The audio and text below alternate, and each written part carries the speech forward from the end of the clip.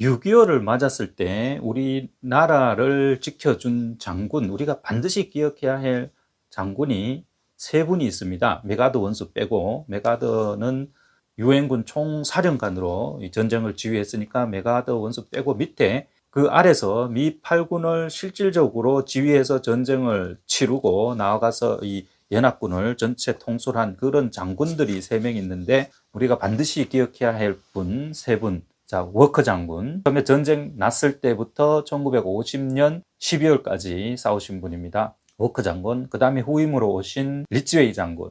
그 다음에 마지막 그 휴전까지 하신 벤플리트 장군. 이 3분의 8군 사령관들을 꼭 기억하셔야 됩니다. 이분들은 우리의 은인입니다. 우리가 영원히 기억하고 또 기회 될 때마다 추모하고 이렇게 해야 될 분인데, 이 중에 이제 초대 8군 사령관인 워커 장군은 낙동강 전선을 지켜낸 그런 분입니다. 그럼으로써 이제 우리가 반격의 기회를 잡고 반격을 했는데 중공군의 대공세로 흥남에서 철수가 이루어집니다. 그러면서 전선이 다시 중부 전선 쪽으로 교착되는 상황에서 워커 장군은 의정부로 가는 노상에서 한국군이 몰던 트럭과 충돌해서 순직을 하게 됩니다. 워커 장군은 12월 23일 크리스마스를 이틀 앞두고 전사했습니다. 막 이제 흥남 철수가 이루어지는 그런 상황이었는데요. 그때 중공군과 맞서 방어전을 펼치던 미 24사단, 영연방 27여단을 방문하기 위해서 의정부로 가다가 교통사고를 당해서 순직했는데, 이때 아들 샘 워커 대위한테 미국 정부가 수여한 은성 무공훈장을 직접 가슴에 달아줄 그런 계획도 있어서 많은 사람들을 안타깝게 했습니다. 워커 장군 후임으로 부임한 리츠웨이 중장은 패배주의에 빠진 아군의 사기를 북돋우는 데 전력을 했습니다.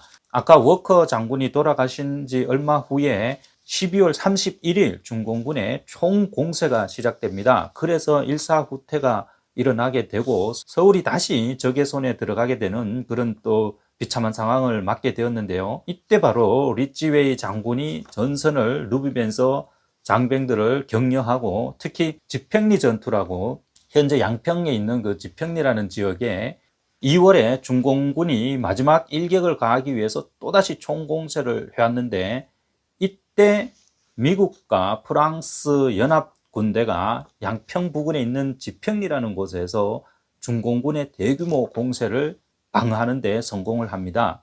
이것은 한강의 교두보 역할을 하는 그런 아주 중요한 지역이기 때문에 반드시 지켜야 하는 곳이었습니다. 여기서 다시 밀리면 전황이 어떻게 될지 아무도 예측할 수 없는 그런 상황이었는데, 리츠웨이 장군이 꼭 고수를 하라고 명령을 했고, 미국과 프랑스 연합 군대가 정말 치열한 전투 끝에 이곳을 지켜냈습니다. 그래서 곧바로 우리가 3월 15일 서울을 재수복할 수 있었던 겁니다. 이후에 전황은 이제 이 교착 상태로 들어가는 그런 양상을 띠게 되는데요. 이 무렵에 메가드 장군이 해임이 됩니다. 그러면서 리츠웨이 미 8군 사령관이 유엔 사령관으로 영전을 하게 되고, 후임으로 미 본토 2군 사령관에서 한국 전선 8군 사령관에 부임한 사람이 바로 벤플리트 장군입니다.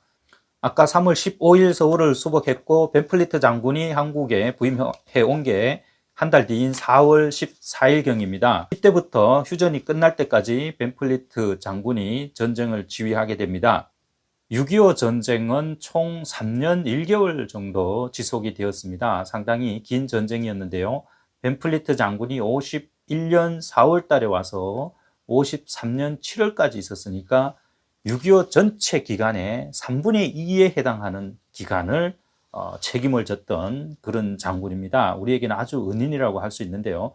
물론 앞선 두 워커 장군이나 리츠웨이 장군도 은인이지만 벤플리트 장군은 정말 한국에 기여한 것이 많은, 우리가 꼭 잊으면 안 되는 그런 분입니다. 이분은 8군 사령관으로 재직하면서 한국군 발전에 대단한 영향을 미쳤는데요. 백선엽 장군은 이렇게 해고한 적이 있습니다. 그는 마치 한국군을 위해 태어난 것처럼 국군 2군단을 재창설하는 등 한국군 발전을 위해 심혈을 기울였다. 그는 미군 장성 중 보병 전술에 가장 조예가 깊고 군 육성과 훈련에서 1인자 역할을 했다. 그가 제일 먼저 손을 댄 것은 우리 군의 교육과 작전 능력 향상이었다. 이를 위해 그는 사단 집중훈련, 미 17개 병과학교의 한국군 장교 유학, 제주도 논산에 사병 양성훈련소를 설치하는 등 한국군의 전반적인 작전 능력 향상을 위해 노력했다. 그리고 장기적인 안목으로 미국의 웨스트 포인트에 해당하는 4년제 육사를 만들었고 1960년 3월 31일 육사에 자신의 동상이 세워진 것을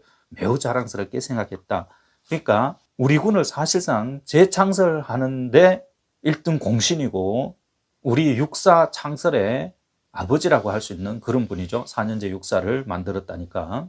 이 벤플리트 장군의 외아들이 6.25 때 폭격기 조종사로 활약을 했었는데요. 실종이 되는 사건이 발생합니다. 1952년 4월 4일 야간 폭격 작전에서 제임스 벤플리트 2세, 애칭으로 짐이라고 불렸는데요. 이분이 네 번째 출격 과정에서 B-26 폭격기를 타고 전북 군산의 옥구 비행장을 이륙했다가 레이더에서 사라졌습니다.